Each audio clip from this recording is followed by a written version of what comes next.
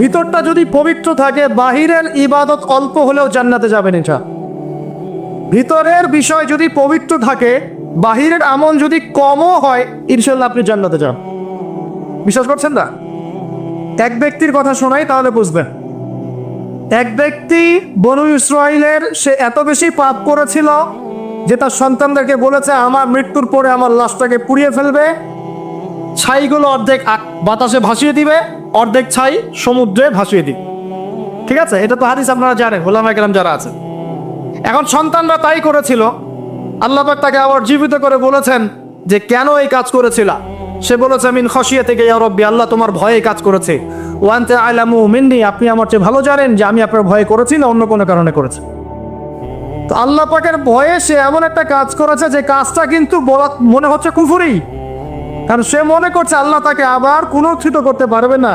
তাই সন্তানদেরকে বলছে আমাকে পুড়িয়ে ছাইটাই ভাসিয়ে দিস। আল্লাহ পাক বলছেন কেন করেছো? সে বলছে তোমার ভয়, আল্লাহ তোমার ভয় করেছে। আল্লাহ পাক তাকে বললেন তুমি যদি আমার ভয়েই করে থাকো, আর হ্যাঁ তুমি আমার ভয়েই করেছিলে, আজকে আমি তোমাকে মাফ করে দিলাম, যা। সেই ব্যক্তি বলেছিল আমার চেয়ে বড় পাপ কেউ করে নাই, আল্লাহ যদি আমাকে ধরতে পারে তাহলে খবর আছে। তার মানে তার ধারণা আল্লাহ তাকে ধরতে পারবে না, এটা কিন্তু কুফরি আকীদা। তারপরে আল্লাহ পাক তাকে কিন্তু মাফ করলেন। কেন? সে বলছে আল্লাহ আমি শুধু আপনার ভয়েই কাজটা করেছি, আর আপনি খুব ভালোই জানেন আমি আপনার ভয়ে করেছি কিনা। এই যে ভিতরের পরিশুদ্ধতার কারণে আল্লাহ বাইরের গুনাহটা মাফ করে দেন। আমার কথা বলে বুঝতে পারছেন? মানে ভিতর যদি পরিষ্কার হয়, পরিচ্ছন্ন হয় এবং আকীদা ঠিক থাকে, তাজকিয়া ঠিক থাকে, আমল অল্প হলেও ইনশাআল্লাহ জান্নাতে যাবো ইনশাআল্লাহ।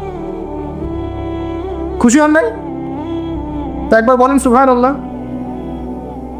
এবার আসেন কিভাবে এটা অর্জন করতে পারি। এক নাম্বার, তাজকিয়া বা আত্মশুদ্ধি অর্জনের প্রথম কাজ হচ্ছে, সর্বপ্রথম কাজ সেটা হলো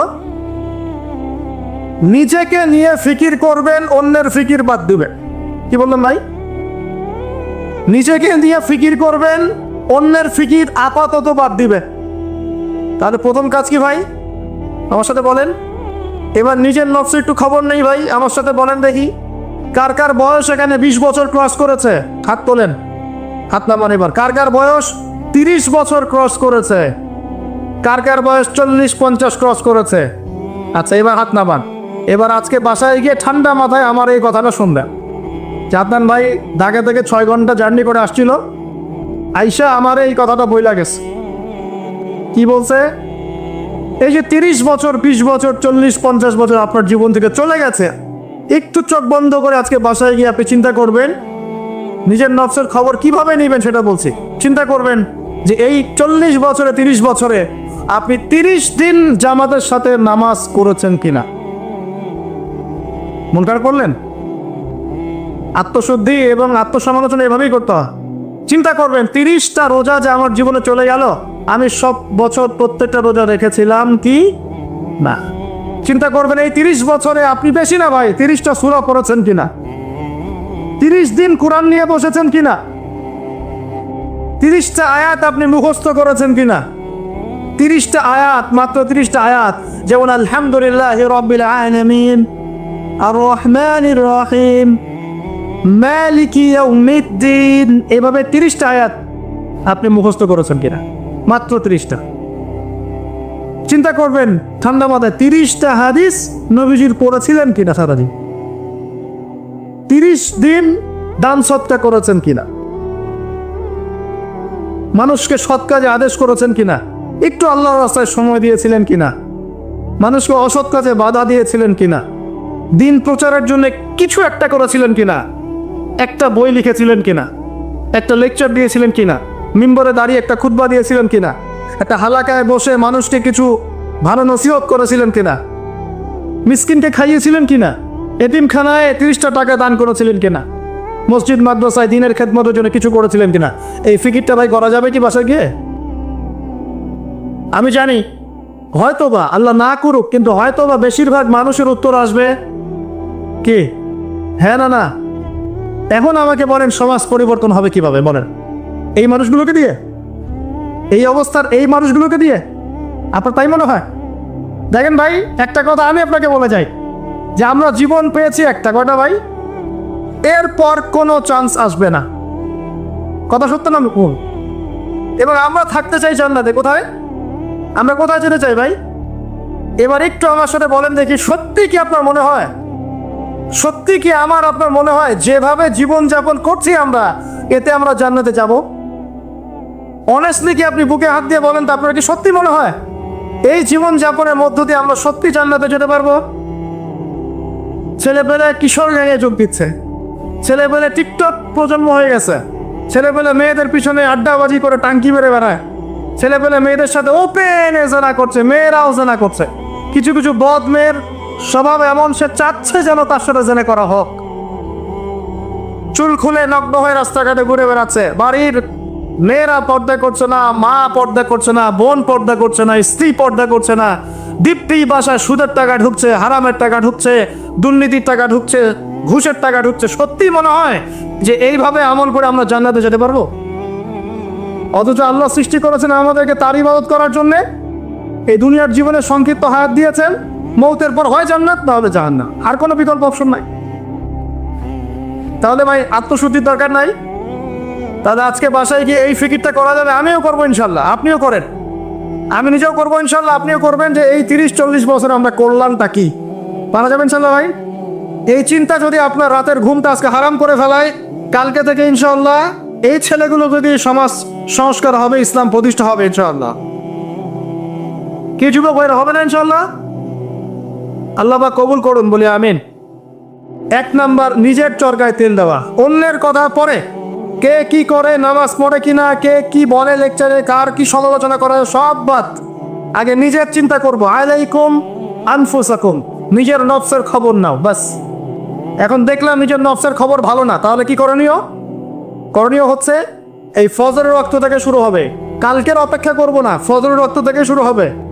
আমরা উঠবো তাহাজ্জুদে ইনশাআল্লাহ, রাজি আছি? সুন্দর মতো ওযু করবো ইনশাআল্লাহ। ওযু করে কমপক্ষে 2 রাকাত নামাজ পড়বো ইনশাআল্লাহ। পরে আল্লাহর কাছে চোখের পানি ছেড়ে দিব, দিয়ে বলবো আল্লাহ সারা জীবন যা করেছি আল্লাহ তুমি মাফ করে দাও। কি আমিন বলেন? আরে আজিব এলাকা আসলাম রে ভাই, আপনাদের কোনো জাজবা নাই নাকি, চেতনা নাই নাকি? আমিন বলেন, আল্লাহ মাফ করে দেব। এখন তো দোয়া কবুলের সময়, এখন যে দোয়া করবেন কবুল হবে ইনশাআল্লাহ, বিশ্বাস করছেন না? আমরা দোয়া করি যে অবিবাহিত যুবকদের আল্লাহ বিয়ের ব্যবস্থা করে দাও, সাবাস। আমরা দোয়া করি যে বেকার যুবক যারা, তাদেরকে আল্লাহ রিজিকের ব্যবস্থা করে দাও। আল্লাহ যেসব মেয়ে দিনী বোনদের বিয়ে শাদী হচ্ছে না, তাদেরও বিয়ের ব্যবস্থা করে দাও।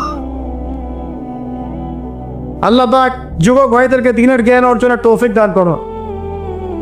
এর সামনে হজের মৌসুম আসতেছে, অনেকে হজে যাবে ইনশাআল্লাহ, আমাদেরকেও যাওয়ার তৌফিক আল্লাহ দান করুন। আল্লাহ রাব্বুল আলামিন আমাদের যুবক ভাইদেরকে আগামী দিনে বাংলার জমিনে দিন কায়েমের জন্য কবুল করে নাও, আমিন। উলামায়ে কেরামের মধ্যে আল্লাহ মহব্বত বাড়ায় দেন। দলে দলে বিভক্তিগুলো বন্ধ করেন। দলে দলে বিভক্তি শুনলে আবার গা জ্বলা শুরু করে। এই জন্য অনেকে আমাকে একটু রাগ করেন আমার সাথে, এসে আমার সাথে দলীয় পরিচয় দিবেন না, আমি অমুক দল করি, আমি তমুক দল করি। দলে দলে তা বিভক্ত করে উম্মাটাকে বিভক্ত করে রেখে দিচ্ছে নাকি, হাজার হাজার ফেরকায় বিভক্ত করে রেখে দিয়েছে। কারোর সাথে কারো ভালো সম্পর্ক নাই, কিন্তু মুখে কিন্তু বলে যে আমরা সবাই এক, কিন্তু আদতে সেটা নাই। মনের ভিতরে যে কি পরিমাণ হিংসা আর বিদ্বেষ, সেটা তো মাঠে যারা চলাফেরা করে তারাই বুঝতে পারে। বিভক্তিগুলো খুব ভালো জিনিস। হ্যাঁ, আপনি একটা মানে ফাউন্ডেশন করছেন বা অ্যাসোসিয়েশন করছেন বা পলিটিক্যাল একটা দল করেন, ইটস ওকে, এটা মানুষ করতে পারে। তাই বলে অন্যদের সাথে কি হিংসা বিদ্বেষ পোষণ করে বিভক্তি বাড়াতে হবে? সবার সাথে একটা হৃদ্যতাপূর্ণ সম্পর্ক রাখা যায় না? হ্যাঁ, আমিও মাশাআল্লাহ দিনের কাজ করছি, ওই ভাইও করছে মাশাআল্লাহ, আলহামদুলিল্লাহ।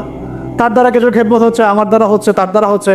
ইনশাআল্লাহ একদিন যখন আল্লাহ পাকের পক্ষ থেকে মনোনীত কোনো নেতা আসবে, তখন সবাইকে ঐক্যবদ্ধ করবেন। আল্লাহ পাক সেই নেতৃত্ব নিয়ে আসুন, বলি আমিন। দোয়া করা যায় না?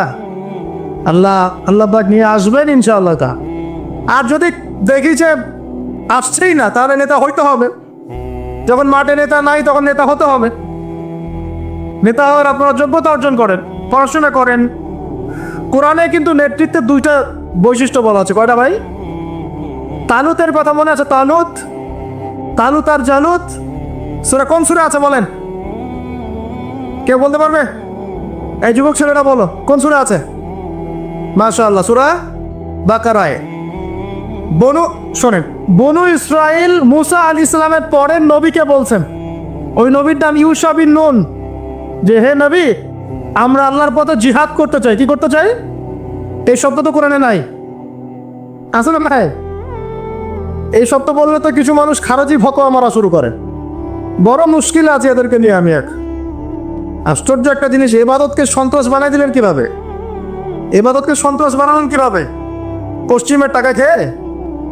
হ্যাঁ, পশ্চিমরা যা বুঝায় তাই বুঝতে হবে? ইসলামের সংজ্ঞা ব্যাখ্যা ওরা দিবেন, আমরা দিব? সুবহানাল্লাহ। ব্রিটিশ আমলে আমাদের বাপদাদারা যে ওদেরকে পিটিয়ে বের করেছিল, তারা কি সন্ত্রাসী ছিল? আমাদের বাপদাদা সন্ত্রাসী ছিল? বলেন তো। জুলুমের বিরুদ্ধে কেউ দাঁড়িয়ে গেলে সে সন্ত্রাসী হয়? এই যে 1971-এ আমাদের সাথে জুলুম হয় নাই, তখন বাংলার মানুষ যার যা ছিল তাই নিয়ে মাঠে নামে নাই, তো বাংলার সেই ফ্রিডম ফাইটাররা কি সন্ত্রাসী হয়ে গেছিল? প্যালেস্টাইনের ভাই বোন থেকে দীর্ঘদিন থেকে একদম স্টিম রোলার পিছায় ফেলা হচ্ছে। রমজান মাসে দেখলেন কি হলো? রমজান মাসে বেচারা নামাজ পড়তে গিয়েছে, লাঠি পেটা করে মসজিদ থেকে বের করে দিই। আল আকসা মসজিদ ওর বাপের না মুসলমানদের? যে এখন ওই যে যারা একটু পাথর টাথর নিয়ে ঢিলাঢিলি করে, ওরা সন্ত্রাস হয়ে গেছে। আর যারা মুসলমানদেরকে পিটাই বের করে দিল, ওরা হলো মানবতার সেবক। এই সংজ্ঞা শিখে আমাদেরকে। যাই হোক, বাদ দেন, ওইদিকে না যায়। ওইদিকে বললে আমি একটু মানে কি বলবো, কি বলে এটাকে, আউটবাস্ট হয়ে যায় আর কি। মানে ভিতরের ক্রোধটাকে দমায় রাখতে পারি না। মাঝে মাঝে এমন হয় যে ভিতরের এগ্রেশনটা ধরে রাখতে পারি না, কিন্তু আপনাদের স্বার্থে ধরে রাখতে হয়। কারণ কোনো কিছু না হচ্ছে কিছু হওয়া ভালো, কোনো কিছু না হচ্ছে কিছু হওয়া ভালো, এই স্বার্থ চিন্তা করে চুপ করে থাকি। কিন্তু একটা জিনিস মাথায় রাখবেন, আল্লাহ রাব্বুল আলামিন এই বিশ্বে পরিপূর্ণ ইসলাম প্রতিষ্ঠা না করা পর্যন্ত কিয়ামত দিবেন না ইনশাআল্লাহ। এই জিনিসটা মাথায় ভালো করে ঢুকায়নি। এরপরে ইসলামের এগেইনস্টে যা করার করতে থাকেন, আল্লাহ এটা করবেন ইনশাআল্লাহ, কোনো সন্দেহ নাই। লা শাক্কা ফিহি, এর মধ্যে কোনো সন্দেহ। কার দ্বারা করবেন, কিভাবে করবেন, আল্লাহু আ'লাম বিস-সাওয়াব, আমরা জানি না। এখন তালুতকে আল্লাহ পাক মনোনীত করলেন। ইউশা বিন নুনকে বনু ইসরাইল বলছে, আল্লাহর পথে আমরা যুদ্ধ করতে চাই, আমাদের জন্য নেতা দাও একটা। তখন ইউশা বিন নুন বলছে, আমি যদি নেতার জন্য দোয়া করি, তোমরা তো আবার পৃষ্ঠপ্রদর্শন করে পালায় যাবা, তোমাদেরকে চিনি ভালো করে, আমরা তোমাদেরকে খুব ভালো করে চিনি। তখন বনু ইসরাইল বলছে, না, আমরা এটা করবো না। কেন করবো?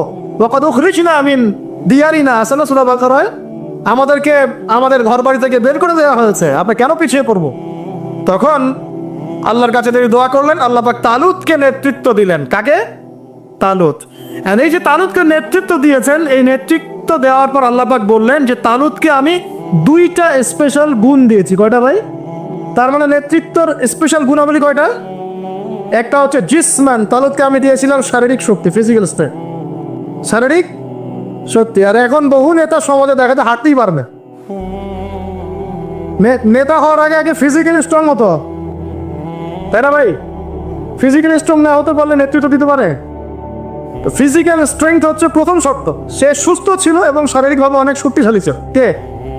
কার কথা বলছি? যুগে যুগে সমস্ত নেতৃত্ব দেখেন, ওমর ইবনুল খাত্তাব শারীরিকভাবে দুর্বল ছিল না ফিজিক্যাল স্ট্রেংথ ছিল? কি কোনটা? স্ট্যামিনার কেমন ছিল? আলী রাদিয়াল্লাহু আনহু শারীরিকভাবে কি দুর্বল ছিল? উসমান, আবু বকর রাদিয়াল্লাহু আনহুমা, তারা কি দুর্বল ছিল? নবী সাল্লাল্লাহু আলাইহি ওয়াসাল্লাম নিজে দুর্বল ছিলেন? 40 জন পুরুষের শক্তি তার গায়ে ছিল। কতজন ভাই? মানে আল্লাহু আকবার, 40 জন পুরুষের শক্তি কার গায়ে ছিল? তারপরও তিনি কোনোদিন কারো গায়ে থাপ্পড় দেন না, কারণ নিজের উপর আঘাত আসলে তিনি মাফ করে দিতে। শুধু একটা যুদ্ধে তিনি তীর নিক্ষেপ করেছিলেন, ওই তীর এক কাফেরের গলার পাশ দিয়ে চলে গেছে, ওতেই তার মৃত্যু হয়ে গেছে, ওতেই। নবী সাল্লাল্লাহু আলাইহি ওয়াসাল্লামের মনেও যদি কষ্ট দিত, আল্লাহ পাক তাকেও পাকড়াও করতেন, আযাব দিতেন। নবীজি না বললেও আল্লাহ পাক তাকে পাকড়াও করতেন। যাই হোক, তাহলে তালুতকে প্রথম যে গুণাবলী দেওয়া হয়েছে নেতৃত্ব, সেটা কি? জিসমান, শারীরিক শক্তি। তার মানে এখন যারা এটা হতে চান, আগে ফিজিক্যালি স্ট্রং হবেন, ভালো ভালো খাওয়া দাওয়া করবেন, হালাল টাকায়, হারাম টাকায় না, জিম টিম করবেন, হ্যাঁ, বক্সিং টক্সিং প্র্যাকটিস করবেন, রেসলিং খেলবেন, হ্যাঁ কুস্তি করবেন, মানে ফিজিক্যালি স্ট্রং হওয়ার চেষ্টা করবেন। আর এগুলো করো তো ভালো, টিকটক চালানোর চাইতে। সকালে উঠে যদি আমরা একটু রাউন্ড দিয়ে দৌড়াদৌড়ি করি মাঠে, ফুটবল খেলেন বা একটু ফিজিক্যাল কসরত করেন, একটু জিম করেন, কাজটা ভালো না? এটা ওই টিকটক আছে ভালো না? বসে ফেসবুক কোথানো আর এই যে পণ দেখাচ্ছে ভালো না? এই জন্য বলি এগুলো ভালো, এগুলো করেন, তা ওইগুলোতে যান। এটা হলো 1 নম্বর জিসমান, মানে ফিজিক্যাল স্ট্রেংথ। 2 নম্বর ইলমান, জ্ঞান। কি লাগে ভাই তাহলে দুইটা? একটা জিসম, একটা ইলম। এখন আমাদের এই দুইটা না থাকলেও চলে, খালি জনগণ বললেই হলো যে আপনার চরিত্র ফুলের মতো পবিত্র, তাই না ভাই? এই দুটার একটা না থাকলেও চলে। আল্লাহ পাক আমাদের সবার উপরে এমন সব নেতৃত্ব নিয়ে আসুন যাদেরকে আল্লাহ পাক শারীরিক শক্তি এবং জ্ঞানের শক্তি দান করছে। বলি আমিন। দোয়া করতে সমস্যা আছে? যাকেই নিয়ে আসুক, সে যদি ফিজিক্যালি স্ট্রেংথ শক্তিশালী হয়, তার মধ্যে জ্ঞান থাকে, সে ইসলাম প্রতিষ্ঠা করে, আমার কোনো সমস্যা আছে? কোনো সমস্যা না। আমরা দোয়া করবো আল্লাহ পাক তাকে দীর্ঘ নেই খায়াত দারাজ করুন, আমিন। আর যদি দেখি যে কোনো নেতাই নেই, তখন নেতা হতে হবে। কি হতে হবে? আল্লাহ পাক তৌফিক এনায়েত করুন, আমাদের যুবক ভাইদেরকে আল্লাহ কবুল করুন, আমিন। তাজকিয়া অর্জন হচ্ছে সমাজ পরিবর্তনের মূল জিনিস। আর এই তাজকিয়া অর্জনের জন্য প্রথম কাজ হলো নিজের চরকায় আলাইকুম আনফুসাকুম, নিজেকে নিয়ে ভাবুন, বাস নিজেকে নিয়ে ভাবুন, নিজের কবরকে নিয়ে ভাবুন, আপনার আমলনামা নিয়ে ভাবুন, এই বিগত জিন্দগিতে কি করেছে এটা ভাবেন, সামনের জীবনে কি করতে পারি এটা ভাব। এখন মনে করেন আপনি চিন্তা করলেন যে না, আমার জীবনে ভালো কাজ খুব কম আছে। আদনান ভাই বলে গিয়েছিল, আমি মিলিয়েছি খাতা কলম নিয়ে, দেখলাম ভালো কাজ খুব বেশি নাই। এখন কি করতে হবে আপনাকে? প্রথম কাজ আমার সাথে বলেন আস্তাগফিরুল্লাহ। এটা বায়াত করাচ্ছি, বায়াত বলেন আস্তাগফিরুল্লাহ আল্লাযী লা ইলাহা ইল্লা হুয়াল হাইয়ুল কাইয়্যুম ওয়া আতুবু ইলাইহি। আল্লাহ, আমরা বিগত জীবনে যে পাপগুলোই করেছি আল্লাহ আমাদেরকে মাফ করে দিন, এবং আগামী পুরো জীবনে আমাদেরকে কোরআন সুন্নাহ মেনে চলার তৌফিক দান। পারা যাবে তো ইনশাআল্লাহ? এখন থেকে আর 5 ওয়াক্ত নামাজ ছাড়বো না ইনশাআল্লাহ, রাজি আছি? সম্ভব হলে জামাতে পড়বো, যদি জামাত কোনো কারণে পড়া পসিবল না হয় অন্তত পক্ষে বাসায় পড়বো ইনশাআল্লাহ। প্রতিদিন 5 টাকা 10 টাকা হলেও দান খয়রাত করবো ইনশাআল্লাহ। প্রতিদিন একজনকে হলেও দাওয়াত দিব ইনশাআল্লাহ। প্রতিদিন একটা করে ভালো কাজের আদেশ করবো ইনশাআল্লাহ। একটা করে হলেও খারাপ কাজে নিষেধ করবো ইনশাআল্লাহ। প্রতিদিন একটা পৃষ্ঠা করে হলেও কোরআন পড়বো ইনশাআল্লাহ। 1 পৃষ্ঠা হলেও হাদিস পড়বো ইনশাআল্লাহ। 1 পৃষ্ঠা হলেও ইসলামিক কোনো বই পড়বো ইনশাআল্লাহ। আর গার্লফ্রেন্ডের নাম্বার মোবাইল থেকে ডিলিট করে দিব ইনশাআল্লাহ। ঠিক আছে ভাই? যত রকম আজে বাজে কাজ, আড্ডা মারা, এই পণ দেখা, হ্যাঁ, আপনার মাদক দ্রব্যের আসর, খারাপ ফ্রেন্ড সার্কেল, গুন্ডামি মাস্তানি, সব থেকে তওবা করলাম, আল্লাহ কবুল করো, আমিন। আগে নাম্বার ডিলিট করে, এটা প্রথম কাজ। এই ফিতনা থাকলে সমস্যা। এটা কেমন ফিতনা আপনাকে বলায় আমি বুঝাই, শোনেন। এটা এমন ফিতনা যে অবৈধ অবস্থাতেও ফিতনা সৃষ্টি করতে পারে, বৈধ অবস্থাতেও করতে পারে। অতএব খুব সাবধান। নবী সাল্লাল্লাহু আলাইহি ওয়াসাল্লামের এই হাদিসটা মাথায় রাখেন। নবীজি বলেছেন, শোনেন ভাই, আমি পুরুষদের জন্য নারীদের চাইতে ভয়ঙ্কর কোনো ফিতনা রেখে যাচ্ছি না। ব্যাস, এখন কি করবেন? কলেজের সামনে দাঁড়া থাকবেন? আমি পুরুষদের জন্যে নারীদের চাইতে ভয়ঙ্কর কোনো ফিতনা রেখে গেলাম না। কে বলেছেন? আমি কি তার চেয়ে ভালো সমাজ বুঝবো? অতএব আমার পরামর্শ ভাই, ভালো কাজে ব্যস্ত থাকেন, নিজের আমলনামা গোছান, পাপ ছেড়ে দেন, ভালো কাজে এবং দিনই কাজে মেহনতের সাথে থাকেন। সামর্থ্য হয়ে গেলে বিয়ে শাদী করে না। একটা করবেন, একটা ভাই। অনেক আলেম এখন অনেক কথাই বলছে, ঠিক আছে, আমি পরামর্শ দিচ্ছি, একটাই কইরেন, একটাই। এখানে একটা আবেগী কথা বলি, আবেগী কথাটা শোনেন। যদি প্রথমত আপনি রিজিকের সোর্স তালাশ করবেন, এরপর আল্লাহর কাছে সেজদায় কান্নাকাটি করবেন, আল্লাহকে বলবেন, আল্লাহ আমার জন্য উপযুক্ত যে আমার জীবনে আসলে দুনিয়া আখেরাত দুটোই সুন্দর হয়ে যাবে, আল্লাহ এমন কোনো মেয়ে বা স্ত্রী আল্লাহ তুমি আমার জীবনে এনে দাও, এই দোয়া আল্লাহর কাছে করো। এরপর যখন পাত্রী যদি পছন্দ হয়ে যায় যে না সব দিক থেকে মাশাআল্লাহ তাকে পারফেক্ট মনে হচ্ছে, আপনি যদি মন থেকে তাকে ভালোবাসা শুরু করেন, ডানেও দেখবেন না আর বামেও দেখবেন না, ব্যাস তাকে নিয়ে জীবন কাটিয়ে দেবেন ইনশাআল্লাহ। করা যাবে ইনশাআল্লাহ। এখনকার সমাজে এটা একটা সমস্যা, কেউ কাউকে নিয়ে সন্তুষ্ট থাকতে পারছে না, স্বামী স্ত্রীকে নিয়ে না, স্ত্রী স্বামীকে নিয়ে না। এই সমস্যাটা দূর হবে এভাবে। আর মনে রাখবেন এটা সাহাবীদের যুগ নয়, এটা কাদের যুগ নয়। আপনিও সাহাবী নন, আপনার স্ত্রীও কিন্তু মহিলা সাহাবী নয়। আপনিও সাহাবী নন, আপনিও তাবেঈ নন, আপনিও আইম্মায়ে কেরামের যুগের মানুষ নন, আর আপনার স্ত্রীও তাদের মতো নন। অতএব আমার আপনার মধ্যে যেমন হাজারটা ত্রুটি থাকতে পারে, তার মধ্যেও থাকবে। অতএব এটাকে একটু সবরের সাথে মার্জনা করে করে চলতে হবে। আল্লাহ পাক তৌফিক দান করুন। তবে এক পর্যায়ে যদি এমন দেখা যায় যে এই ফিতনার কারণে আপনি দিন থেকে বিচ্যুত হয়ে যাচ্ছেন, তখন আপনি দিনকে বেছে নেবেন, ফিতনাকে বেছে নেবেন না। কথা বুঝতে পারছেন ভাই? আল্লাহ তৌফিক দান করুন। এগুলো গোল্ডেন নসিহত, এগুলো ওঠেন বসন করে আপনি শুনতে পারবেন না। এগুলো লাভজাত মার্শাল আর্ট জিকির হয়, মার্শাল আর্ট। স্টেজের মাঠে কুমফু কেরাত খেলা হয়, সুবহানাল্লাহ, কি যে হয়, কত কি যে হয়। কতগুলোকে দেখেছি আমি ওয়াজ মাহফিলের এই সিজনে বাস ধরেও ঝোলাঝুলি শুরু করছে। জানি না এগুলো কোথায় পাইছে, আল্লাহ ভালো জানেন। আল্লাহ রাব্বুল আলামিন এটা কেন আমি বলি, সম্ভবত এখানে জিনের আসর হয়। কিসের হয়? সম্ভবত জিন বলতে কিন্তু কিছু আছে, আপনি জানেন কিনা? মানুষের উপর ভর করে, কিন্তু জিন কিন্তু মানুষের উপর ভর করতে পারে, আর মেয়েদের উপর বেশি ভর করে। যারা বেপরদায় বাইরে যায়, সব মেয়ের উপর জিন বেশি ভর করে। তো এগুলো থেকে বাঁচার জন্য দৈনন্দিন জিকির আজগার করতে হয়।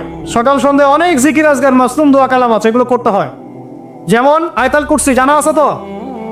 আলহামদুলিল্লাহ, আয়াতুল কুরসি পড়লে শয়তান কাছে আসবে না ইনশাআল্লাহ। সূরা ফালাক নাস ইখলাস জানা আছে তো? সকাল সন্ধ্যায় 3 বার করে ইনশাআল্লাহ। সূরা বাকারার শেষের 2 আয়াত জানা আছে? রাত্রেবেলা একবার। প্রেসক্রিপশন দিচ্ছে এগুলা। কিন্তু সব রোগের ট্রিটমেন্ট মেডিকেল সায়েন্স করতে পারে না। রুকিয়া, বদনজর, জাদুগ্রস্ততা, সেহের, এগুলোর ট্রিটমেন্ট মেডিকেল সায়েন্স করতে পারে না। এগুলো ট্রিটমেন্ট কোরআন করবে, হাদিস করবে, দোয়া কালাম করবে। ট্রিটমেন্ট কি? আগে আপনাকে পবিত্র থাকতে হবে, পাক পবিত্র থাকতে হবে, ওযু অবস্থায় থাকার চেষ্টা করতে হবে, ডেইলি ফরজ ওয়াজিব আদায় করতে হবে, পর্দা মেনে চলতে হবে, কোরআন তেলাওয়াত করবেন। স্পেশালি এই আয়াতগুলোকে বারবার তেলাওয়াত করবেন। সূরা ফালাক, সূরা নাস, সূরা ইখলাস, আয়াতুল কুরসি, সূরা বাকারা শেষের 2 আয়াত, সূরা হাসরের শেষের 3 আয়াত। আর একটা বড় অস্ত্র বলে দেই, এটা পড়লে শয়তান বাপ বাপ করে দূরে চলে যাবে ইনশাআল্লাহ। দাজ্জালও যদি আসে সেও দূরে চলে যাবে ইনশাআল্লাহ। বলে দিব সূরা কাহফ এর প্রথম 10 আয়াত। সূরা কাহফের যত বড় জিন শয়তান হোক না কেন, ইবলিসের বাপও যদি আসে, সূরা কাহফের 10 আয়াত পড়বেন, সে দূরে চলে যাবে ইনশাআল্লাহ। বিশ্বাস করছেন না? অনেকে সূরা ওয়াকিয়া তেলাওয়াত করেন রাত্রেবেলা। সূরা ওয়াকিয়া তেলাওয়াত করার বদলে রিজিক বাড়ে, রিজিক প্রশস্ত হয়। অনেকে আত্মীয়তার সম্পর্ক বজায় রাখেন, রিজিক প্রশস্ত হয়। অনেকে চাশতের নামাজ পড়েন, ওই যে 2 রাকাত সালাতুদ দুহা আদায় করেন, এর বদৌলতে দেখা যায় রিজিক প্রশস্ত হয়।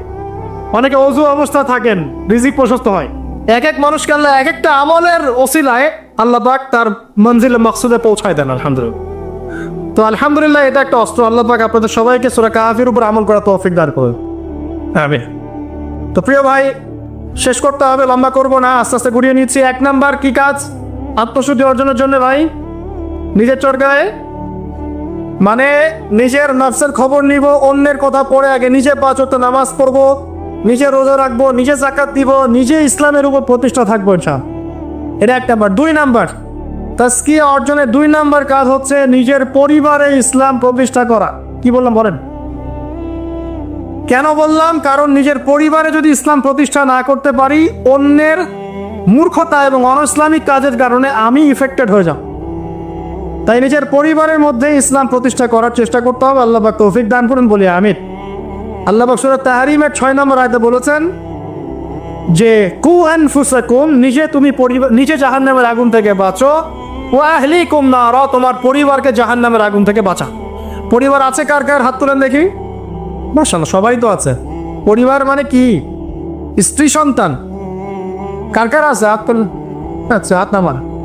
দেখেন, বাবা মা এগুলো পরিবারের অন্তর্ভুক্ত বিষয়, কিন্তু বাবাকে আপনি শাসন করতে পারবেন না, মাকে আপনি শাসন করতে পারবেন না, তাকে আপনি নসিহত করতে পারবেন, দাওয়াত দিতে পারবেন। আর আপনার আন্ডারে যারা আছে, আপনার স্ত্রী, আপনার সন্তান, এরা হচ্ছে পরিবারের অন্তর্ভুক্ত, আপনার কাছের, এদের উপরে আপনি শাসন চালাতে পারবেন। অতএব যাদের পরিবার আছে, পরিবারের মধ্যে ইসলাম প্রতিষ্ঠা করার চেষ্টা করে, আল্লাহ পাক তৌফিক দান করেন। একটু বসেন ভাই, বিশৃঙ্খলা করেন না, আমরা গুটিয়ে নিচ্ছি, এখনই গুটিয়ে নিচ্ছি। আর কিছু প্রশ্ন আছে দিয়ে শেষ করুন। 3 নম্বর কাজ, আমার সাথে মনোযোগ দেন ভাই। 3 নম্বর কাজ হচ্ছে নিয়মিত কোরআন তেলাওয়াত করা। নিয়মিত কোরআন তেলাওয়াত করা। আমার সাথে একটু ওয়াদা করেন তো ভাই, ডেইলি কমপক্ষে 1 ঘন্টা কোরআন তেলাওয়াত করবো ইনশাল্লাহ। পারা যাবে? সবার বাসায় কোরআন আছে তো নাকি? কোরআন পড়তে পারি তো নাকি? যারা পারি না, আজকে নিয়াত করব, মসজিদের হুজুর আছে, ইমাম সাহেব আছে, মাদ্রাসার শিক্ষক আছেন, গিয়ে আপনি কোরআন পড়া শিখবেন ইনশাল্লাহ। পারা যাবে ইনশাল্লাহ? তো কোরআন তেলাওয়াত করে না শিখেন, আল্লাহর ওয়াস্তে কোরআন তেলাওয়াত করে না শিখে মৃত্যুবরণ করেন না। আল্লাহর ওয়াস্তে আল্লাহকে কি মুখ দেখাবেন আর নবীকে কি মুখ দেখাবেন চিন্তা করুন। কোরআন আল্লাহ নাজিল করেছেন কেন? আমাদের জন্য, গরু ছাগলের জন্য? কাদের জন্য? মানুষের জন্য না গরু ছাগলের জন্য? গরু ছাগলের হিসেব আছে? কার কার হিসেব হবে? মানুষ আর জিন। মৃত্যু আমাদেরকে বরণ করতে হবে, কবরে যেতে হবে আমাদেরকে, পুলসিরাত আমাদেরকে পার হতে হবে, কোরআন মানতে হবে আমাদেরকে। সেই আমরা যদি কোরআন তেলাওয়াত করে না শিখি ভাই, হবে? বিষয়টা হবে? আল্লাহ পাক আমরা সবাইকে কোরআন তেলাওয়াত শেখার তৌফিক দান করুন। এখানে আমি অনেক বেশি জোর দিই, কারণ কি জানেন? কোরআন তেলাওয়াত শেখাটাই এবং নিয়মিত তেলাওয়াত করাটাই আপনার মনে ইসলামের প্রতি মহব্বত সৃষ্টি করবেন সাহেব। এরপরে আপনি ইসলামের জন্য জীবনও দিতে পারবেন ইনশাআল্লাহ। কিন্তু এই অবস্থায় পারবেন না। এই অবস্থায় একটা তাবরানি খালি উল্টা দিকে দৌড় দেওয়া শুরু করুন, এখন পারবেন না। এখন বলতে পারবেন হ্যাঁ, নারায়ে তাকবীর, আল্লাহু আকবার, চলো রে, বাস। যখন মাঠে নামবেন, ওই দিক থেকে যখন কানতে ডাকা আসবে, দেখবেন নাই, আপনি শেষ। অতএব কোরআনের চর্চা, তেলাওয়াত বেশি বেশি বাড়াতে হবে। আল্লাহ তৌফিক দান করুন। 3 নম্বর। 4 নম্বর ভাই, দৈনন্দিন জিকির আজগারগুলো ছাড়বো না ইনশাআল্লাহ। দৈনন্দিন জিকির আজগার ছাড়বো না। কেমন? দৈনন্দিন 100 বার বলবো সুবহানাল্লাহ, বলা যাবে? 100 বার সুবহানাল্লাহ বললে 1000 নেকি হবে ইনশাআল্লাহ। দৈনন্দিন 100 বার বলবো আস্তাগফিরুল্লাহ ওয়া আতুবু ইলাইহি, পারবো তো ইনশাআল্লাহ? দৈনন্দিন কমপক্ষে সকালে 10 বার, সন্ধ্যায় 10 বার দরুদ ইব্রাহিম পড়বো ইনশাআল্লাহ, পারবো? দৈনন্দিন পড়বো সুবহানাল্লাহি ওয়া বিহামদিহি সুবহানাল্লাহিল আযীম, পারা যাবে? দৈনন্দিন পড়বো লা হাওলা ওয়ালা কুওয়াতা ইল্লা বিল্লাহ, পারবো? ডেইলি পড়বো লা ইলাহা ইল্লাল্লাহ ওয়াহদাহু লা শারীকা লাহ লাহুল মুলকু ওয়া লাহুল হামদ ওয়া হুয়া আলা কুল্লি শাইইন কাদির, পারা যাবে? দৈনন্দিন পড়বো ইনশাআল্লাহ সুবহানাল্লাহি ওয়া বিহামদিহি আদাদা খালকিহি ওয়া রিদা নাফসিহি ওয়া জিনাতা আরশিহি ওয়া মিদাদা কালিমাতিহি, পারা যাবে ইনশাআল্লাহ? এই সুবহানাল্লাহ, আলহামদুলিল্লাহ, লা ইলাহা ইল্লাল্লাহ, আল্লাহু আকবার, এই যে দরুদ, এই যে জিকির আজগারগুলো আছে, এইগুলো প্রতিদিন করলে আল্লাহর সাথে সম্পর্ক গাঢ় হবে। জিকির করলে কি লাভ হয় আপনাকে একটু বলে দেই। জিকির করলে আল্লাহর সাথে কলবের সম্পর্ক তৈরি হয়। কি হয় ভাই? অন্তরের সাথে আল্লাহ পাকের সাথে একটা কানেকশন তৈরি হয়। জিকির যে ব্যক্তি ছেড়ে দেয়, তার অন্তরটা মরে যায়। আর মরা কলবের মধ্যে আল্লাহর নূর আসে না, জিন্দা কলবের মধ্যে আল্লাহর নূর আসে। তাহলে কলব জিন্দা হবে কি হবে? বেশি বেশি জিকির করার মতো। যে আল্লাহ পাক তৌফিক দান করুন। আবু হুরায়রা রাদিয়াল্লাহু আনহু বলতেন যে হাদিস আমি মুখস্থ করার জন্য অনেক বেশি সুবহানাল্লাহ পড়ি। কতবার পড়েন জিজ্ঞাসা করা হচ্ছে, তিনি বলছেন কত হবে? 10,000 বার। কথা বুঝতে পারছেন? মানে এটা তার নিজস্ব আমল, নিজস্ব। মনে করেন আপনি প্রতিদিন ইস্তেগফার করতেই থাকেন 10 মিনিট, 15 মিনিট, 20 মিনিট, কতবার করেন আপনি জানেন না, করা যায় না? আপনি একটা সময় বসে দরুদ শরীফ পড়তে থাকেন, আল্লাহুম্মা সাল্লি আলা মুহাম্মাদ, আল্লাহুম্মা সাল্লি আলা মুহাম্মাদ, করা যায় না? সবার ব্যক্তিগত কিছু আমল থাকে, যে যত বেশি জিকির আজগার করবেন তার কলব তত জিন্দা হবে ইনশাআল্লাহ। আল্লাহ পাক আমাদের সবাইকে বেশি বেশি আল্লাহর জিকির করা তৌফিক দান করুন, বলি আমিন। এটা কত বললাম? 4। 5 নাম্বার, এটা সবচেয়ে বেশি ইম্পর্টেন্ট। কারণ আমি তাসাউফ এবং আত্মশুদ্ধি বই যেটা আছে, আল্লামা তাকি উসমানী দামাত বরকাতু, আল্লামা তাকি উসমানীর বইগুলো বাসায় সবাই কিনবেন। আমি পরামর্শ দিই আল্লামা তাকি উসমানীর যে বইগুলো আছে এগুলো বাসায় কিনে পড়া শুরু করবেন, অনেক গভীর জ্ঞান পাবেন ইনশাআল্লাহ। তো তার তাসাউফ আত্মশুদ্ধি বইয়ের মধ্যে তিনি এনেছেন যে অনেক বড় বড় বুজুর্গানা দিন তারা তাজকিয়ার জন্য এই আমলটাকে বেশি গুরুত্ব দিতেন, সেটা হলো আল্লাহর কাছে বেশি বেশি দোয়া করা। কি করা ভাই? বেশি বেশি দোয়া করা, মানে চলতে ফিরতে দোয়া করতে থাকতেন। কেমন? যেমন ধরেন যে এমনও বুজুর্গ ছিলেন, আলেম দিন ছিলেন, যারা রাস্তায় হাঁটছেন, বাজারে যাচ্ছেন, বাজারে যাওয়ার সময় আল্লাহকে বলছেন, আল্লাহ বাজারে যাচ্ছে, বাজারে আমার কেনাকাটা যেন সহজ হয়। আমরা কি বাজারে যাওয়ার সময় এরকম কথা বলি? বাসায় ঢুকছেন, বলছেন আল্লাহ বাসায় ঢুকছে, বাসার পরিবেশটা যেন ভালো থাকে, এখানে যেন গিয়ে কোনো বিপদের খবর না শুনে। আল্লাহ আমি মানে ব্যবসায় যাচ্ছি, আজকের ব্যবসাটা আল্লাহ যেন সুন্দর হয়, ভালো হয়। মানে প্রতিটা কাজেই তারা দোয়া করতে থাকতেন। বুঝতে পারছেন না কথা? প্রতিটা কাজেই দোয়া করতে থাকতেন যে আল্লাহ আমার জুতার ফিতা ছিঁড়ে গেছে, আমার জুতার ফিতা দাও। আল্লাহ আমি খুব ক্ষুধার্ত, আল্লাহ একটু ভালো খাবারের ব্যবস্থা করো। আল্লাহ আমি খুব পিপাসার্থ, আমার জন্য একটা ভালো হালাল পানির ব্যবস্থা করো। আল্লাহ আমার সন্তানটা অসুস্থ, আল্লাহ তাকে শেফা দিয়ে। আল্লাহ আমি সন্তানকে রেখে সফরে আসছি, আল্লাহ বাসায় তুমি ওদেরকে হেফাজত করো। মানে প্রতিটা কাজে প্রতিটা চিন্তা আল্লাহর সাথে শেয়ার করা। এটা যে যত বেশি করতে পারে তার সাথে আল্লাহ পাকের সম্পর্ক তত বেশি লাভ। আর এটা করলে তিনটা লাভ। কটা লাভ ভাই? যে দোয়াটা করবেন হয় সাথে সাথে আল্লাহ পাক আপনাকে দিবেন, না হলে এই দোয়ার ওসিলায় আপনার তাকদীরের কোনো বিপদ আল্লাহ দূর করে দিবেন। মনে করেন আপনি দোয়া করেছেন, আল্লাহ আমাকে কালকে এই ব্যবসার এই কাজটা তুমি সলভ করবে, কালকে গিয়ে দেখলেন সেই কাজটা আপনি পান নাই। আপনার কাছে মনে হচ্ছে যে হয়তো আমি দোয়া করলাম, কবুল হয় না, কিন্তু হয়তো বা এই দোয়ার ওসিলায় আপনার আগামী পরশু দিনের একটা বিপদ আপনার তাকদীরে আসতো, ওইটা আসে নাই। কথা কি বুঝতে পারলেন আমার কথা? এইভাবে আল্লাহ পাক দোয়ার বদৌলতে মানুষের তাকদীর থেকে অনিষ্টগুলো দূর করতে থাকেন। আর এটাও যদি না হয়, কিয়ামতের মাঠে নেকির পাল্লায় ওইটা আপনাকে আল্লাহ দিয়ে দিবেন ইনশাআল্লাহ। যেটাই যে এক ভাই বলল সেটা হলো রিবা। রিবা রিবা মানে কি? সুদ। রিবা মানে সুদ, জানেন তো? আর সুদ তো ফরজ নাকি ভাই? আচ্ছা, এমন কোনো গ্রাম নাই বাংলাদেশে যেখানে সুদ নাই, আর বিশ্বের এমন কোনো দেশ নাই যেখানে সুদ নাই। আর এই যুগের কথাই নবী সাল্লাল্লাহু আলাইহি ওয়াসাল্লাম হয়তো বা বলেছিলেন, আল্লাহু আ'লাম, আল্লাহ ভালো জানেন, যে এমন একটা যুগ আসবে যে যুগে ম্যাক্সিমামই সুদখোর হবে। যে ব্যক্তি সুদের ছিটাফোঁটা মানে সুদের পাপ থেকে বেঁচে থাকতে চাইবে, ওর গায়েও গিয়ে সুদের ছিটাফোঁটা গিয়ে লাগবে। এটা সেই যুগ না? আপনি বুঝতে পারছেন না হয়তো, এটা সেই যুগ। আপনি মনে করছেন দাড়ি টুপি পাগড়ি জুব্বা মাশাআল্লাহ সব লাগাই দিছি, হ্যাঁ বাইরে একটা সাইনবোর্ড আছে, আমি মৌলবী আল্লামা, আমি একজন দায়ী বক্তা, কিন্তু সুদের যে ওই ছিটাফোঁটা এটা আপনার কাছে আমার কাছেও আছে, হয়তো আপনি বুঝতে পারছেন না। কখন বুঝবেন? যখন ইসলামিক অর্থনীতির বইগুলো পড়তে পারবেন। আর শুধু ইসলামিক অর্থনীতির বই যথেষ্ট না, এর পাশাপাশি আমাদের দরকার এই প্রচলিত যে IMF ইন্টারন্যাশনাল মনিটারি সিস্টেম এর নীতিগুলো জানা।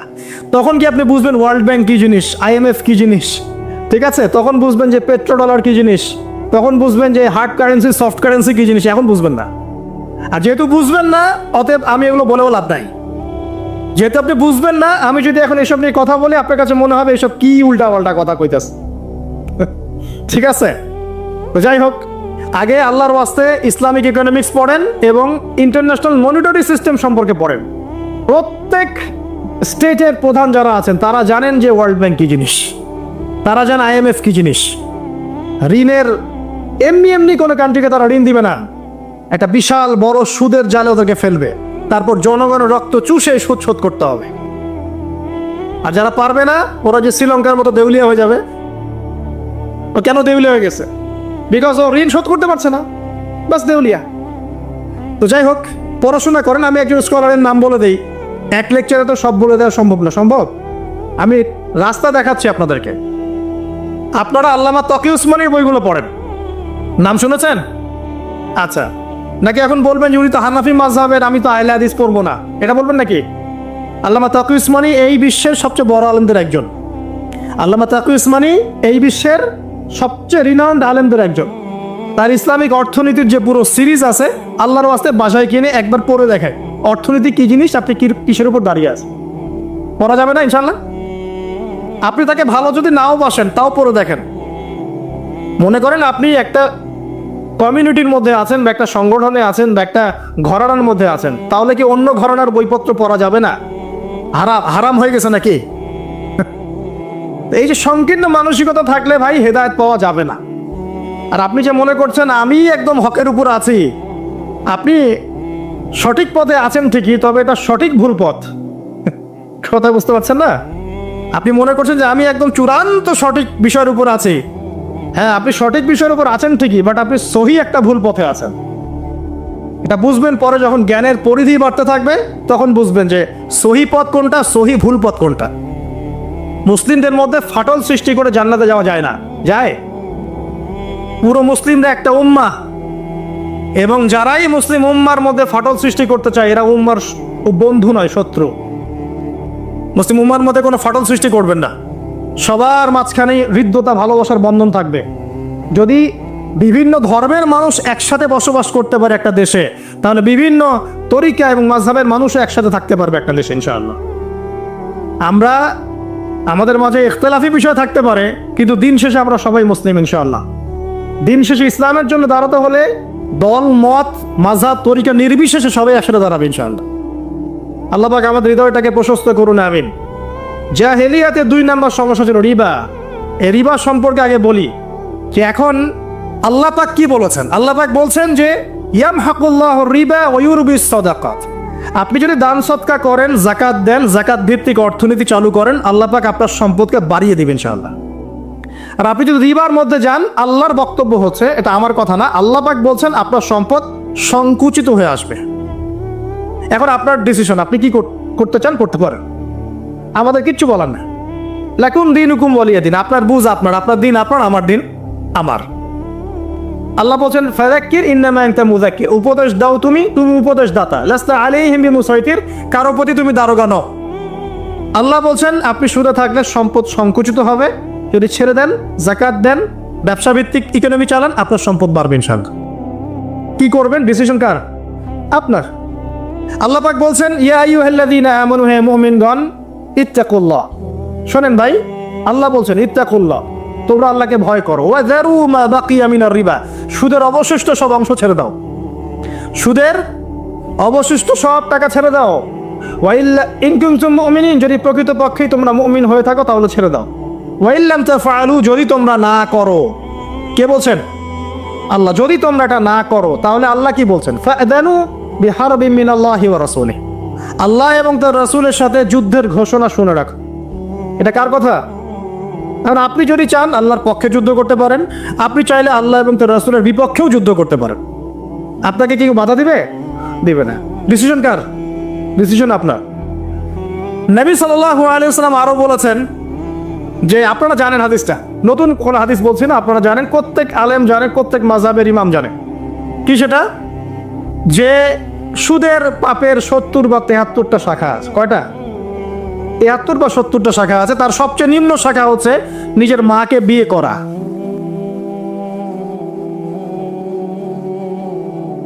দেখলেন আমাদের অন্তরে কি কথাটা আঘাত করলো? আপনি কি আপনার মায়ের সাথে, নাউজুবিল্লাহ, আপনি কি আপনার মাকে বিয়ে করতে পারবেন? এটা কি কোনো ব্যক্তির পক্ষে সম্ভব? কিন্তু নবী সাল্লাল্লাহু আলাইহি ওয়াসাল্লাম বলছেন 73 শাখার সবচেয়ে নিম্ন শাখা হচ্ছে সে ব্যক্তি যেন তার মাকে বিয়ে করলো। আর সর্বোচ্চ শাখা কি? ওই যে আল্লাহ এবং তার রাসূলের সাথে কি করা? যুদ্ধ করা। আরেকটা হাদিস আছে, নবী সাল্লাল্লাহু আলাইহি ওয়াসাল্লাম বলেছেন 4 শ্রেণীর মানুষ আছে, এদেরকে আমি সমানভাবে অভিশাপ দিলাম। কয় শ্রেণী? 4 শ্রেণী। যা শুনে রাখেন হাদিসগুলা। আমি জানি এই বিশ্বে আপনি এই হাদিসগুলোর উপর ইমপ্লিমেন্টেশনে যেতে পারবেন না, এটা আমি বুঝি, কিন্তু আকীদা ঠিক থাকতে কি কোনো সমস্যা আছে? একটা মানুষ পাপ করে, জেনে করে যে হ্যাঁ আমি জানি এই কাজটা খারাপ, ঠিক আছে। আরেকটা মানুষ মনে করে না এটা করলেও হয়, না করলেও হয়, কোনো সমস্যা নাই।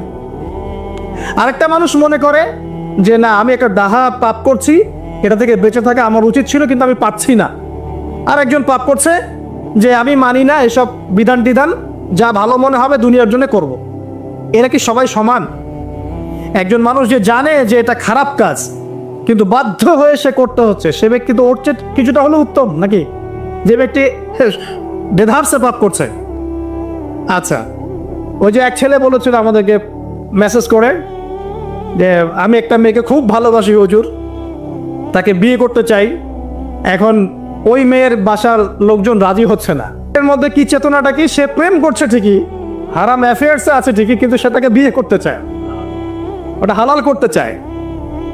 আর এক ছেলে মেসেজ করছে, সে বলছে যে আমি এরকম জেনায় লিপ্ত ছিলাম, এখন আমি কি করব, আমি কি ওটা ছেড়ে দিয়ে ফিরে আসব, নাকি আমি ওই মেয়ের সাথেই যেন অব্যাহত রাখবো? এই দুই ব্যক্তি কি সমান? সমান না। এটাই বোঝাচ্ছি আপনাদেরকে। দেখুন, 4 শ্রেণীর মানুষের কথা নবীজি বলেছেন। এক শ্রেণী হচ্ছে সেই ব্যক্তি যে নিজে সুদ খায়। কারা কারা খাই?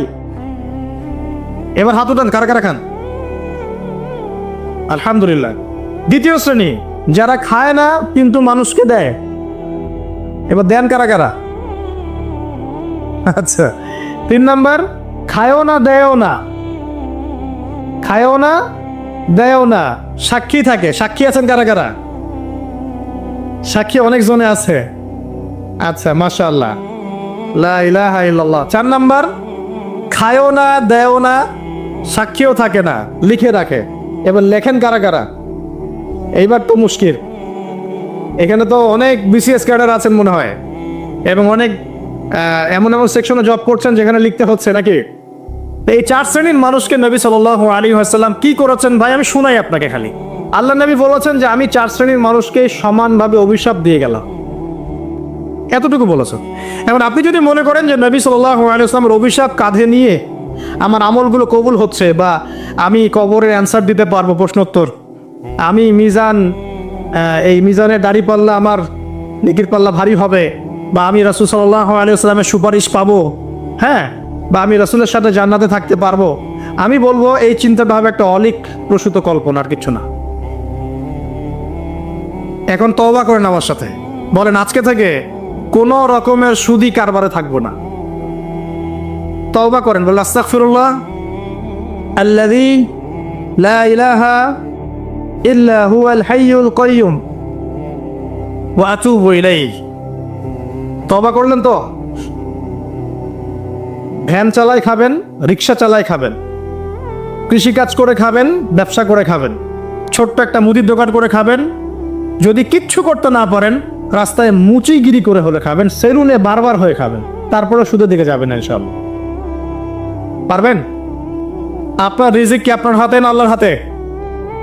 না, আমাদের রিজিক তো আমাদের হাতে। যে ব্যক্তি মনে করে রিজিক আল্লাহর হাতে, সে কি কখনো ঘুষ নিতে পারে? সে অন্যের সম্পদ আত্মসাৎ করতে পারে? সে অন্যের জমি সিজ করতে পারে? সে দুর্নীতি করতে পারে? সে সুদ খাইতে পারে? কেন খায়? কারণ সে মনে করে রিজিকের মালিক সে নিজেই। এগুলো করলে তার সম্পদ বাড়বে, না করলে সম্পদ বাড়বে না। এই কারণেই তো সে কাজগুলো করে। আর আমি খুব ভালোই বুঝি, অ্যাটলিস্ট আমি খুব ভালোই বুঝি যে এই কাজগুলো ব্যক্তিরা কেন করে। উত্তর শুনবেন? উত্তর হচ্ছে পরিবারের জন্য। কার জন্যে? পরিবারের জন্য। মা, বৃদ্ধ মা আছে দেখতে হবে, 2 বাবা আছে দেখতে হবে, স্ত্রী আছে, আর স্ত্রী মাশাআল্লাহ একদম ফেমিনিস্ট, তার চাহিদা পূরণ করতে তার হিমশিম খেতে হয়। হ্যাঁ, একটা শাড়ি নেবে 20,000, ঠিক আছে, স্ত্রীর চাহিদা অনেক, গহনাগাটি অনেক চাহিদা, আর না দিলে তো আবার সমস্যা, বাসায় গেলে তো মানসিক টর্চার সেলে রেখে দিবে। এখনকার বেশিরভাগ পুরুষই কিন্তু নির্যাতনের শিকার। এখনকার বেশিরভাগ পুরুষ কিন্তু নির্যাতনের শিকার। ম্যাক্সিমাম বাসায় গিয়ে দেখবেন টর্চার, এক একটা রিমান্ডের সেলের মতো, বুঝছেন? এবং এটা 7 দিন 5 দিন 7 দিনের রিমান্ড না, এটা লাইফ টাইম রিমান্ড, মানে পুরো জীবন ধরে রিমান্ড চলবে। আর তো এই যে সমস্যা, তা কার কার জন্য করি? পরিবার, সন্তান, পিতা মাতা, আত্মীয় স্বজন, এগুলোর জন্য। কিন্তু একটা কথা শোনেন আমার, আমরা যখন মারা যাব না, আমরা মারা গেলে পরে 40 দিন তারা আমাদেরকে মনে রাখবে কিনা সন্দেহ আছে। বিশ্বাস করছেন না? এই যে আমাদের অনেক আত্মীয় স্বজন মারা গেছে না, বছরে একটা বারও কি কবরস্থানে কেউ গিয়েছে? বা হয়তো যায়, মৃত্যুবার্ষিকী ওই দিন যায়, তাই না? দেখেন, আমরা কিন্তু আস্তে আস্তে ভুলে গিয়েছি তাদেরকে, আমরা ব্যস্ত হয়ে গেছে। ঠিক একইভাবে তারাও আমাদেরকে ভুলে যাবে। এই জন্যে আমি বারবার আপনাদেরকে মনে করে একটা কথা, আমার জীবন থেকে উপলব্ধি করি একটা কথা, যে একমাত্র আল্লাহ ছাড়া এই পৃথিবীতে এবং পরকালে আমাদের আপন বলে কেউ নাই। বাকি সবাই সবার স্বার্থের জন্য আছে। মানুষ মানুষের অবস্থানকেই মূল্যায়ন করে, মানুষ মানুষের অবস্থানকেই মূল্যায়ন করে। আল্লাহ রাব্বুল আলামিন আপনার ভিতরটাকে ভালোবাসেন। দেখেন, আপনি যখন নামাজ পড়েন নাই, আল্লাহ পাক কিন্তু আপনাকে ধ্বংস করে দেন নাই। আল্লাহ পরম করুণাময় আপনাকে হেদায়েত দিয়ে নামাজি বানিয়ে দিয়েছেন। জীবন অনেক পাপ করেছেন, ইনস্ট্যান্ট আল্লাহ পাক শাস্তি দিতে পারতেন, আল্লাহ পাক দেন নাই। আল্লাহ আপনাকে ভালোবাসেন, আল্লাহ আমাকে ভালোবাসেন। আল্লাহ পাকের এই ভালোবাসার ঋণটা শোধ করার জন্য হলেও নামাজি হয়ে যান, আল্লাহর পথে ফিরে আসেন, দিনের জন্য কিছু করেন, দিনের ফিকির করেন, পড়াশোনা করেন। প্রিয় ভাইরা, আল্লাহ পাক তৌফিক দান করুন।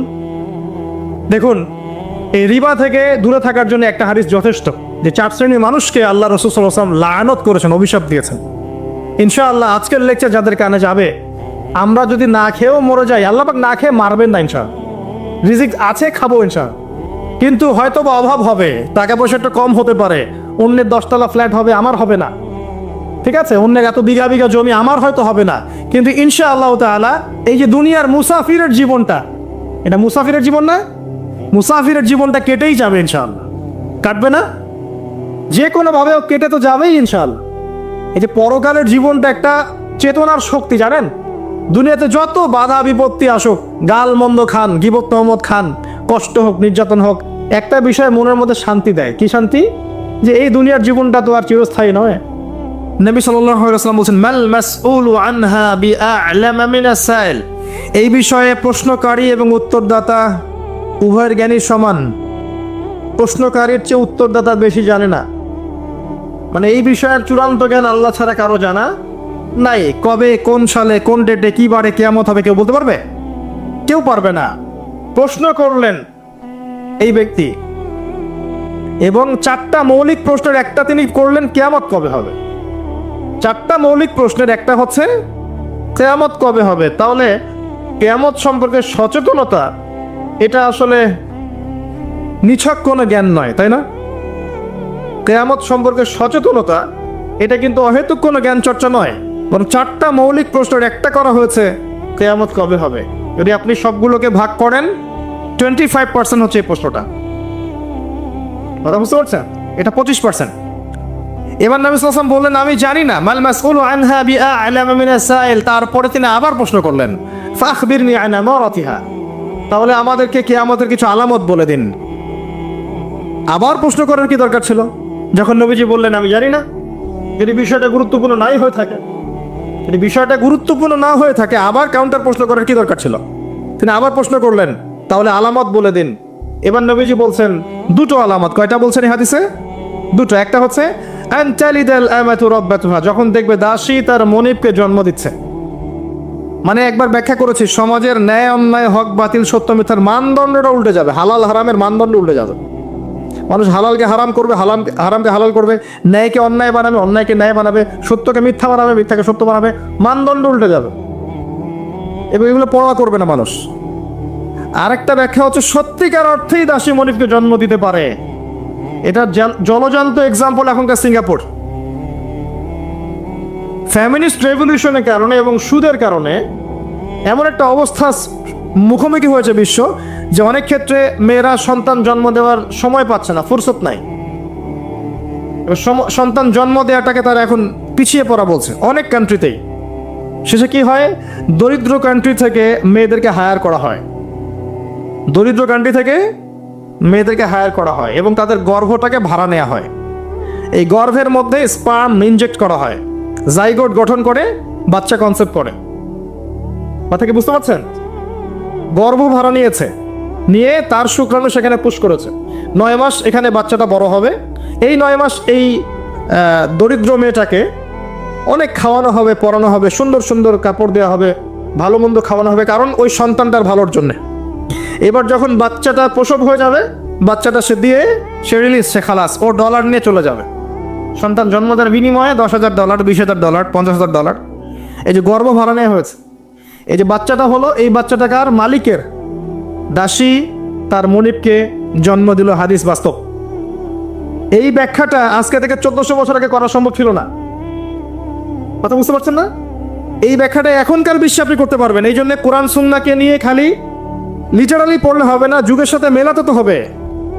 যুগের সাথে যদি আমি না মেলাই, তাহলে কোরআন সুন্নাহকে দিয়ে যুগ জিজ্ঞাসার জবাব বের করতে পারবো না।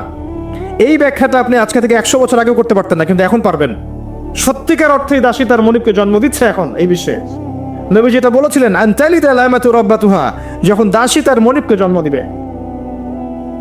আরেকটা বলেছিলেন ওয়ান তারাল হুফাতাল উরাতাল আলাতা রিয়া আশ-শাই ইয়াতাতাওয়ালুনা ফিল বুনিয়ান, যখন তুমি দেখবে সমাজের, মাইন্ড করবেন না, যখন তুমি দেখবে সমাজের সবচেয়ে দরিদ্র শ্রেণীর, রাখাল শ্রেণীর, নগ্ন পদের, খালি পায়ের, নগ্ন গায়ের, মানে গায়ে জামা নাই, পায়ে স্যান্ডেল নাই, এমন শ্রেণীর মানুষেরা উঁচু উঁচু বিল্ডিং নির্মাণের প্রতিযোগিতা করবে, ফান্তাজির সাআহ, কিয়ামতের অপেক্ষা করতে থাকো। বিগত 200 বছরে বিশ্ব দেখে নাই এত হাইলি টলেস্ট বিল্ডিং এর প্রতিযোগিতা। অমুকের 100 তলা তো অমুকের 200, অমুকের 200 তো অমুকের 300।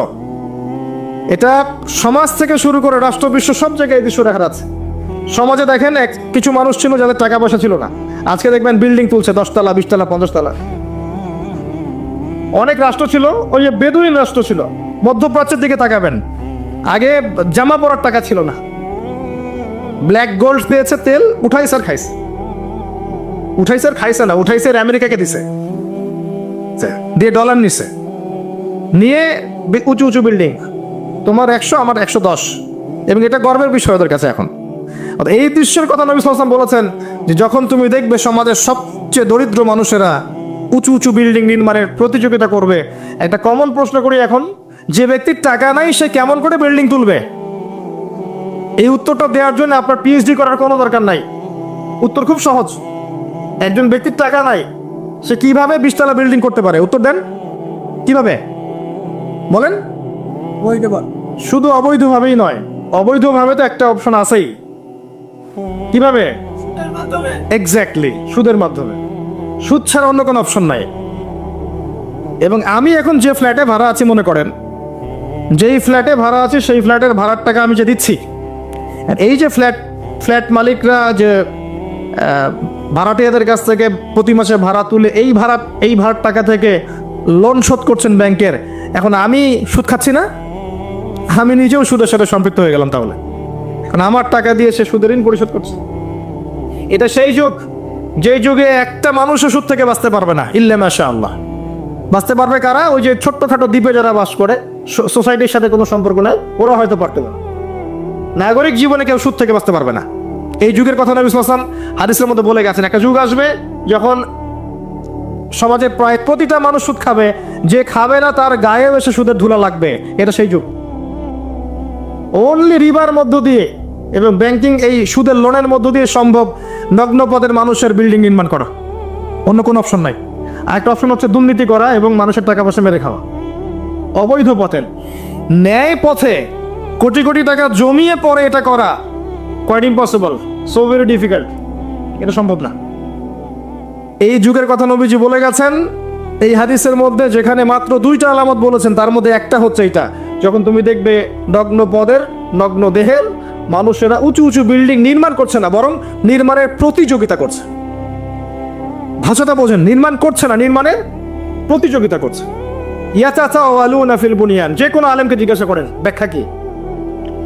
এই হলো হাদিস। এবার সেই ব্যক্তি উঠে চলে গেল এবং ওমর ইবনে খাত্তাব তিনি বলছেন ফালাবিসনা মালিয়ান, আমরা চুপ করে বসে থাকলাম, যেন আমাদের মাথার উপরে কাক বসে আছে, পাখি বসে আছে, চুপ করে। নবীজি করে কথা বলছেন না, সাহাবীরা কোনো কথা বলছেন না, সেই ব্যক্তি উঠে চলে গেল। এবার আল্লাহর রাসূল সাল্লাল্লাহু আলাইহি ওয়াসাল্লাম নিজেই বলছেন, ইয়া ওমর, হে ওমর রাদিয়াল্লাহু আনহু, আতাদরি মানি সাইল, তুমি কি জানো এই ব্যক্তি কে ছিল যে সে প্রশ্ন করলো 4টা 5টা? তিনি বললেন, আল্লাহু ওয়া রাসূলুহু আ'লাম, আল্লাহ এবং তার রাসূল ভালো জানেন, আমরা জানি না। নবী সাল্লাল্লাহু আলাইহি ওয়াসাল্লাম বলেন, ইন্নাহু জিবরিল, সেই ব্যক্তি ছিল জিবরাইল আলাইহিস সালাম, আতাকুম ইউআল্লিমুকুম দীনাকুম, তো তিনি এসেছিলেন তোমাদেরকে তোমাদের দ্বীন ইসলাম শেখাতে। তিনি এসেছিলেন তোমাদেরকে তোমাদের দ্বীন শেখাতে। তাহলে দ্বীনের মৌলিক প্রশ্ন কয়টা পেলাম? ইসলাম কাকে বলে, ঈমান কাকে বলে, ইহসান কাকে বলে, কিয়ামত কবে হবে। এই একটা হাদিস যথেষ্ট আমাদের হেদায়েতের জন্য। এই একটা হাদিস যদি আমরা বুঝে থাকি, আমাদের জন্য যথেষ্ট হেদায়েতের জন্য। আসেন সামারি করে ফেলি। প্রথম থেকে শিখলাম যে আল্লাহর জন্য যখন আসবেন মসজিদে টিপটাপ পরিপাটি হয়ে আসবেন, উত্তম পোশাক পরে আসবেন। ওস্তাদের কাছে যখন যাবেন জ্ঞান শিখতে আদবের সাথে বসবেন এবং প্রশ্ন করবেন আদবের সাথে। প্রথম প্রশ্ন ইসলাম সম্পর্কে ছিল, তিনি ইসলামের বেসিক পিলার কয়টা? 5টা। তাওহীদ, যার মধ্যে আসবে তাওহীদ এবং সুন্নাহ, লা ইলাহা ইল্লাল্লাহ এবং মুহাম্মাদুর রাসূলুল্লাহ। এরপরে আসবে সালাত, 5 ওয়াক্ত সালাত কায়েম করা, তারপরে যাকাত প্রদান করা, রমাদান মাসের সাওম এবং সামর্থ্য হলে হজ। ইসলাম হয়ে গেল। ইসলামী একমাত্র জীবন ব্যবস্থার বাইরে কিছু আছে? কেউ তালাশ করলে কবুল করা যাবে? যাবে না। এটা মেনে নেওয়ার পর আমলে ভুল হলে কি করতে হবে? তওবা করে ফিরে আসতে হবে। আল্লাহ পাক ইনশাআল্লাহ মাফ করে দিবে। যদি কোনো ব্যক্তি আল্লাহর সাথে শিরিক না করে, কবিরা গুনাহ থেকে দূরে থাকে, আশা করে যে আল্লাহ পাক তার সমস্ত সগীরা গুনাহ মাফ করে দিবে ইনশাআল্লাহ। হতাশ হবেন না, আল্লাহ আপনার অপেক্ষায়, তার কাছে ফিরে আসেন। তারপর ঈমান, কয়টা পিলার? 6টা। কয়টা পিলার? 6টা। প্রথমটা কি? আল্লাহ বিশ্বাস, ফেরেশতাগণে বিশ্বাস, নবী রাসূলগণে বিশ্বাস, আসমানি কিতাব সমূহে বিশ্বাস, পরকালের জীবনে বিশ্বাস এবং ভাগ্যের ভালো মন্দে বিশ্বাস। এই 6টাকে কি করব? মনে বিশ্বাস করব, মুখে স্বীকার করব, আর কাজে বাস্তবায়ন করব। কাজে বাস্তবায়ন করতে গিয়ে যদি ভুল হয়ে যায় তখন কি করবেন? কাফের হয়ে যাবে? সে তওবা করে ফিরে আসার সুযোগ আছে। এরপরের ইহসান কাকে বলে? ইসলাম পালন করতে গিয়ে এমনভাবে করা, আল্লাহর ইবাদতটা এমনভাবে করা যেন আমি আল্লাহকে দেখছি, আল্লাহকে হাজির নাজির মনে করে কাজ করা। আর যদি আমি আল্লাহকে দেখতে না পাই, মনের মধ্যে চেতনা থাকবে কি? আল্লাহ আমাকে দেখছেন। তারপরে কনসিয়াসনেস, সময় কম, কিয়ামত কবে হবে।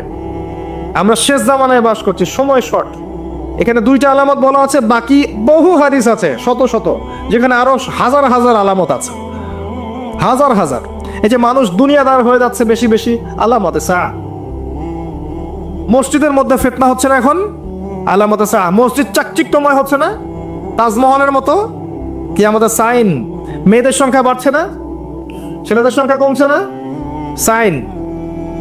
মেয়েরা ছেলেদের পোশাক পরছে না? ছেলেরা মেয়েদের পোশাক পরছে না? সাইন। সময় সংক্ষিপ্ত হয়ে আসছে না? বেশি বেশি মহামারী, বন্যা, ঘূর্ণিঝড়, জলোচ্ছ্বাস এগুলো ছড়াচ্ছে না? বেশি থেকে বেশি হচ্ছে। সাইন, অসংখ্য সাইন। মুসলিমদের উপর নির্যাতন বাড়ছে না? বিশ্বে হত্যা বাড়ছে না? কিলিংস বাড়ছে না? মুসলিমদের বিভক্ত হচ্ছে না বিভিন্ন দলে দলে? সাইন। কত সাইন নেবেন? শেষ করা যাবে না। এমনকি চাঁদ যেটা দেখছেন এটাও ফেটে গেছে। চাঁদ যেটা দেখছেন না, এটা ফাটল ধরা, চাঁদ পরিপূর্ণ নয়, ফাটা আছে, এটাও কিয়ামতের সাইন। এবং পৃথিবী পানি শূন্য হচ্ছে, এগুলো সাইন। জলবায়ু পরিবর্তনগুলো সাইন। অনেক বিষয় আছে যেগুলো আপনি আখিরুজ্জামানের বইগুলোতে পাবেন। কিতাবুল ফিতান অধ্যায়গুলো পড়েন, আলামতুস সাআগুলো পড়েন, পাবেন। এখানে জাস্ট 2টা বলা হয়েছে। দাসী মনিবকে জন্ম দেওয়া মানে সমাজের মানদণ্ড উল্টে যাবে, ন্যায় অন্যায়, হক বাতিল, সত্য মিথ্যার মানদণ্ড উল্টে যাবে। আর সমাজের সবচেয়ে নিকৃষ্ট শ্রেণীর মানুষেরা দেখবেন ওই যে টলেস্ট বিল্ডিং এর প্রতিযোগিতা করছে, রিবার মাধ্যমে, দুর্নীতির মাধ্যমে এবং অন্যায় অত্যাচারের মাধ্যমে জুলুমটা বাড়বে। আরেকটা হাদিসে আছে, যখন আমানতের খেয়ানত করা হবে, সাহাবীরা বললেন যখন আমানতের খেয়ানতটা বুঝলাম না কিভাবে। নবীজি বললেন, যখন অযোগ্য ব্যক্তিকে, অনুপযুক্ত ব্যক্তিকে দায়িত্ব দেওয়া হবে তখন বুঝে নিবে এটা আমানতের খেয়ানত। আর এটা সব ক্ষেত্রেই, ধর্মীয় ক্ষেত্রে, সামাজিক ক্ষেত্রে, সব ক্ষেত্রে, সব ক্ষেত্রে। আল্লাহ পাক আমাদেরকে কিয়ামতের আলামতগুলো বোঝার তৌফিক দান করুন এবং সচেতন থাকার তৌফিক দান করুন, জীবনটাকে গুছিয়ে নেওয়ার তৌফিক দান করুন। এই জায়গায় গিয়ে আমাদের ব্যক্তিগতভাবেই কাজ করতে হবে। এখানে বড় করে চিন্তা করার সময় নাই। আগে নিজে বাঁচেন, নিজে জ্ঞান অর্জন করেন। আল্লাহ পাক সবাইকে তৌফিক এনায়েত করুন। আপনি হালাল খান, পারিবারিক আদর্শটাকে সাধ্যমতো ঠিক রাখার চেষ্টা করেন। যদি পরিবার কথা না শোনে, আপনি একা থাকেন। আমার এর চেয়ে ডাইরেক্ট কোনো কথা আমি বলতে পারবো না। পরিবার যদি দাওয়াত দিতে দিতে কথা না শোনে এক পর্যায়ে, আপনি একা থাকেন, তাও ভালো। সম্পর্ক রাখেন, আত্মীয়তার সম্পর্ক বজায় রাখেন, একা একা চলেন।